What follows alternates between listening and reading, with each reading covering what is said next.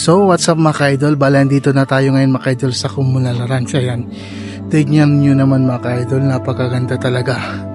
Kaso nga lang nagkaroon po ng grass fire. Kaya kung mapapansin natin mga ka-idol, itong dinarayo po ng mga turista is nasunog na po yung bundok dahil nga po sa sobrang init ngayon ng panahon.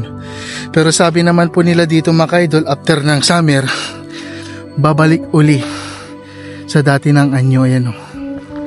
So panoorin nyo ito mga ka-idol para i-drone shots natin. Ayan.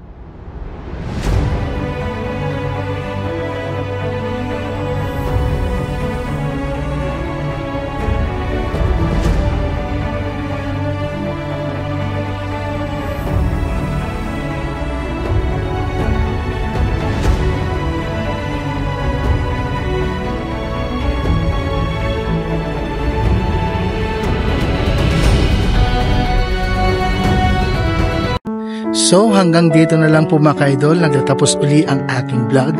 So maraming salamat po sa inyong panonood. Hanggang sa muli po. God bless.